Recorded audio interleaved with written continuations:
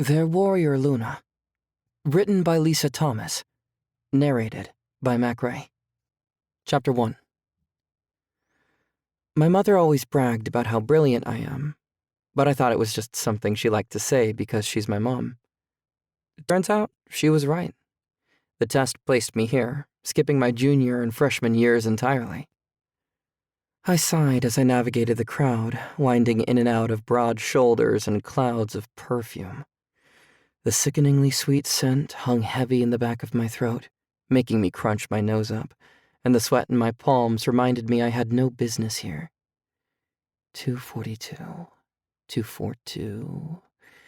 I repeated the locker number over and over as I searched every row I passed. Anger stomped me when the shining numbers caught my eye. "Hey, Harls, you okay?" my brother asked, ruffling my hair up even worse.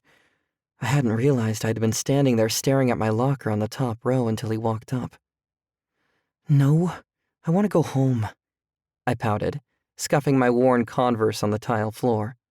"Oh, come on, give it a chance," he said, leaning on the locker and looking down at me. "Den, I do not belong here. I can't even reach my locker." Tears welled up in my eyes, not really in sadness, but anger. I do not want this. I've been homeschooled for a reason, and even though 𝗧𝗵𝗲𝗶 contributes my homeschooling to me being weird, it made me see how full of shit he really is. He despises me and wants to make me miserable for some reason, and my parents let him because my father is his beta, and my brother is next in line. I can feel my wolf fighting for dominance, raging a storm against my emotions. She wants to run. I want to hide. Denny let out a long breath as my eyes darkened. "Not here, Harls, yeah? Get it together until we get home." Den shook my shoulders. "It has to be kept a big secret that my wolf has surfaced. It's odd for a wolf to surface before 18. Mine appeared 6 years ago. My parents and Denny are the only ones who know, and I listened when they all said it was best to hide her away. They claimed they knew what was best for me, and who am I to disagree?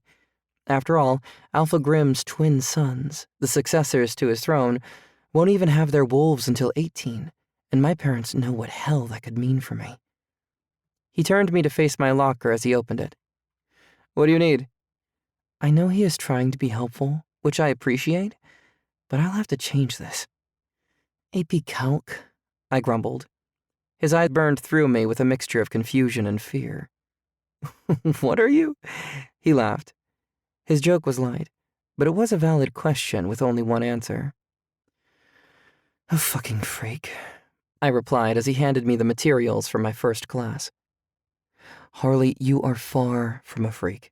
On the contrary, you are brilliant and special, and nothing is wrong with that," he replied, squeezing my shoulder. "I don't know what I would do without him." "I may not be out of my first period when yours ends, but I can ask Atlas or Axel to help you until we can get your locker changed. Or get you a step stool." He chuckled as my heart bottomed out. "No," I said all too quickly. "I can figure it out." "Do not bother them." I haven't been able to be around the twins for years without my heart racing and my mouth drying out. Not to mention the frenzy they create in my wolf, and I am already struggling with controlling her. They muddle my brain and make my hands shake, and I don't need that on top of everything else. I turned on Den before he could argue, making my way to my first class. I have studied the layout of this place for weeks and know exactly how to get to where I need to get to quickly. I took a deep breath at the door, trying to center myself before stepping in, hopefully calming myself and my wolf, who was scratching at my brain, begging for acknowledgement. I dug my nails into my palms, took a deep breath, and held it until my lungs burned. 1, 2, 3. I stepped in.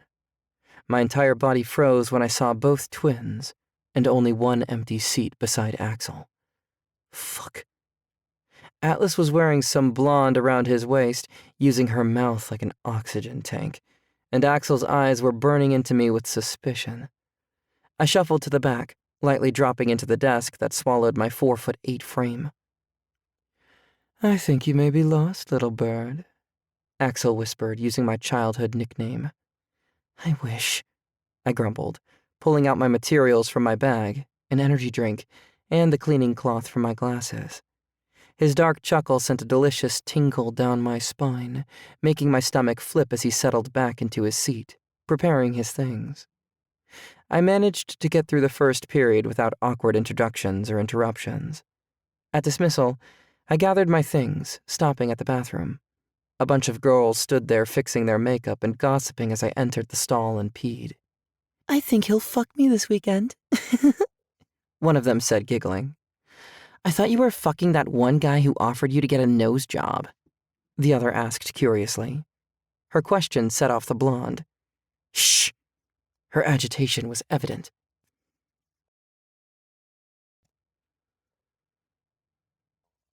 Chapter 2. My cheeks flushed, and I made haste to finish my business and wash my hands, but not before recognizing the one that said she thought they would have sex this weekend, as the blonde Atlas was playing tonsil hockey with. Rage and jealousy bubbled through me as I left the bathroom. I tried to make sense of those ridiculous feelings when I finally returned to my locker, and just like Denny predicted, he had yet to get there. So I jumped, trying to reach the combination lock Den had to help me do this morning. Fuck this day and fuck this locker!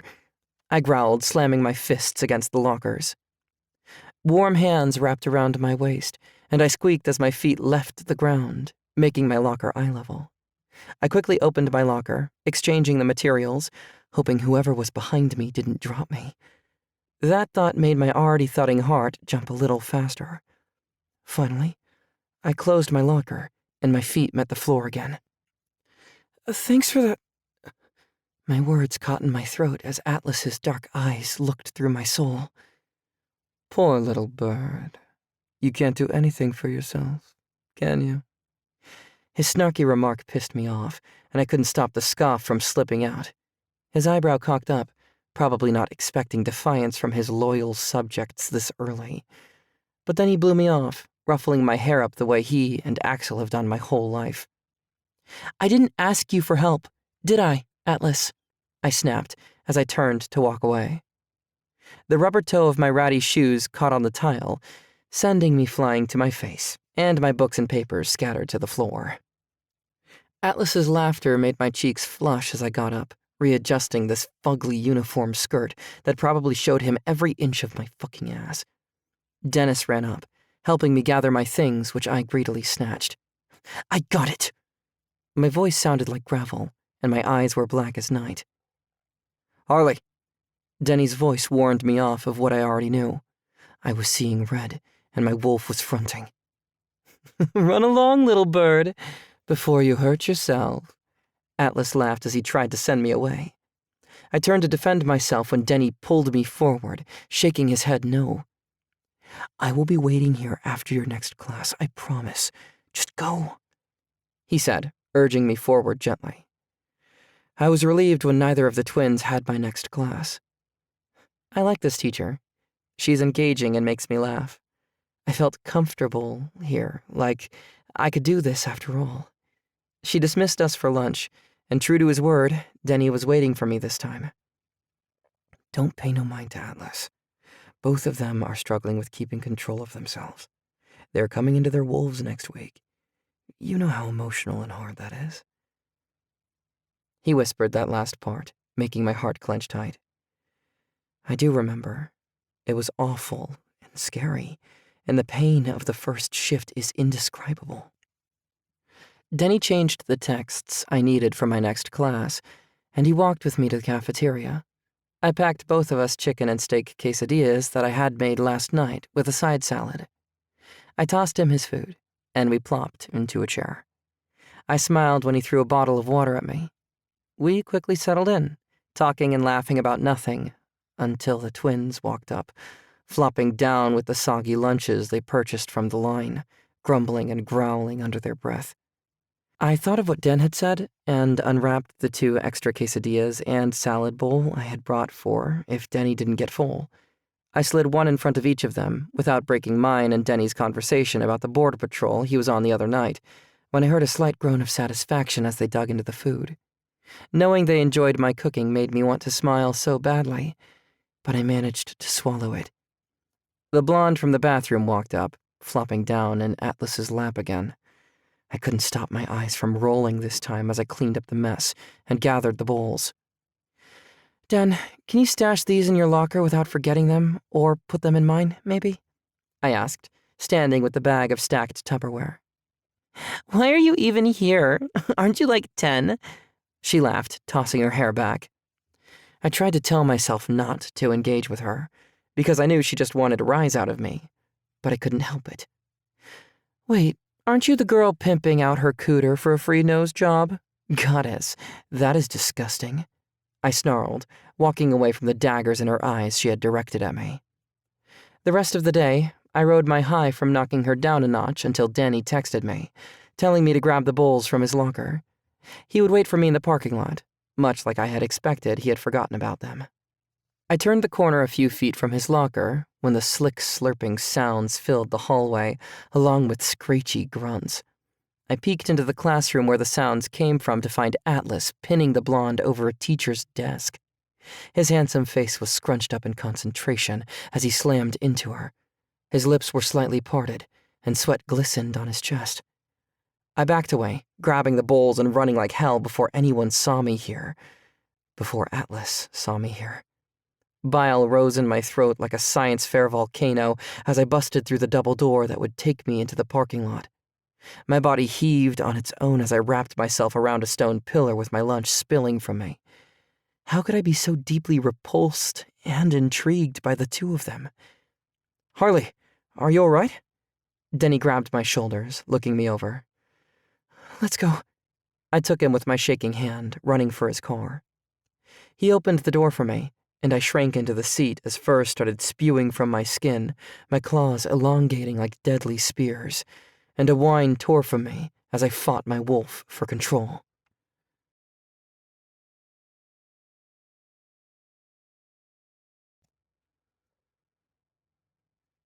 Chapter 3.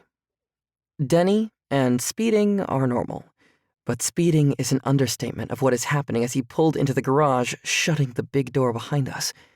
He opened the door, letting me leap from the car as my shift took over. An ear-splitting howl tore from my muzzle. Well, I don't know what set us off. I do know that she wants to rip that blonde's throat out, and I want to punch Atlas in his face. I ran through the door as Denny opened it, heading for the steps. I barreled through my bedroom door, letting my wolf sink into the nest that is my bed. I fell into a deep sleep in the darkness of my room, with my heart wrenching from my chest. My mother's delicate hand rubbing the hair from my eyes woke me up before dinner. "Want to talk about it?" She's a wonderful mom, but I don't know how to describe what I am feeling right now. So I settled for a half-truth. "I don't want to go back there. I clearly don't belong in that place, Mom. I can't even reach my locker. Denny has to help me all day." She looked me over with a contemplating gaze before shattering any hope I had of returning to homeschooling. "I know, honey, but it is the Alpha's orders." My skin prickled at her words. "It's bullshit, Mom, and you know it," I growled. "Language, Harley Grace. I don't like it any more than you do, but we cannot deny that pompous asshole's orders. Just make it through the next 6 months, and you can take the exit exams and decide if you want to attend college right now." She snapped back, jumping to her feet to leave me with my thoughts. The exit exams are very similar to the ACT humans take to graduate. The exit exams mean you have completed the required learning and no longer need to attend high school, instead of determining your college readiness the way the ACT does. I can score high enough to exit if today's classes indicate what the exam will look like. I did my homework for the week in one sitting during study hall today. I knew the material without being taught it. I showered and skipped dinner. Then I fell asleep with the art of war on my chest. I decided to listen to my mother.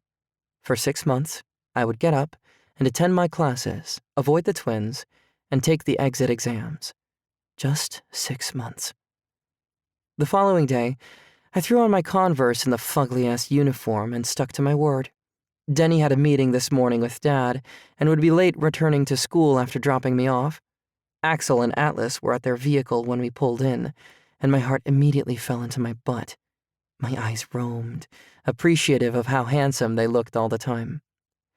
I did not know how they looked so handsome in these ugly uniforms, but they really pull it off. "Could you guys help Harls with their locker until I get back?" he asked out the window, mortifying me. "I got it, Den. Thanks," I said, jumping from the car and rushing to the steps. Both twins just nodded to Denny as they made their way toward me. I was practically running to avoid them, but with their height, they caught up to me quickly. Atlas leaned in closer to me, keeping his voice low. "Did you enjoy the show yesterday, little bird?" I froze. Had he seen me? I don't know what you're talking about, Atlas Grimm. I was surprised. I sounded so collected, considering the storm in my stomach. His dark laughter shot sparks across my chin that took me by surprise, making me rub the static from my arms. I ran into the classroom across from my locker to see if I could bum a chair to reach my locker, only to be embarrassed when the teacher told me no. My blush ran deep into my chest when I saw the twins leaning on my locker, looking extremely amused. "Come here, little bird." Axel stood upright, summoning me forward. I craned my neck, making eye contact with him, preparing for a smart-ass remark that I would pretend didn't hurt my feelings. Surprise fleeted through me when he turned to me, lifting me gently like Atlas had yesterday. I made quick work of the lock, grabbed what I needed for my first class, and quickly closed it. I turned to face them when I was safe on the ground. My embarrassment raged when he patted my head, and they both left me with smiles on their faces. Butterflies erupted through me at the thought of how tender Axel had been with me, a thought that I quickly shoved aside as I shamed myself for my silly crush on the two boys that hadn't been nice to me since we were all small children. Much like yesterday, I had started falling into a routine, and lunch came around quickly. I made a crispy chicken salad topped with summer berries and packed the twins one too. I felt silly for even making an effort. Denny tore into his, moaning and groaning like a starving bear. "This is so good," he groaned through as mouthfuls as the twins sat down with their trays of mystery meat. I pinched my nose at the odd concoction and turned to dig for their bowls in the bag, quickly sliding it their way. "That smells," I mumbled with my nose scrunched. "Yeah, well, our mom doesn't pack our lunch, little bird." Axel's tone dripped with irritation as he scooted the nasty trays away, opening the lid to his salad. Their mother died long before I could remember, and I had only heard stories about her. "Neither does ours. Harls gets up at 5 every morning to make our lunches. She did even before she started here." Denny snorted, shoveling more into his mouth. "I was hoping if I kept you big, starving alphas from eating this nasty crap, you wouldn't be so hateful about helping a girl out with her locker situation," I said, forking my food into my mouth. The three of them snorted in unison like I had made a joke. "I don't know what the airheads in the office were thinking giving you a top-rail locker, but it is set in stone. I've already tried getting it changed," Atlas said, finally opening the lid to his food. "Thank you, Atlas." The appreciation was too clear in my voice. His big, beautiful eyes shot a surprise at me. "I mean, at least you tried, I guess. I could try to find a step stool or something," I grumbled, pushing my food around the plastic bowl. "Don't worry, little bird. You keep feeding us like this, and I don't think we would have a problem lifting you to your locker." Axel winked at me, reigniting the swarm of butterflies in my stomach. "You got it," I smiled, deciding to stop playing with my food. Atlas's blonde friend was scarce at lunch today, but I ran the bowls to Den's car before class resumed, so there weren't any issues like yesterday.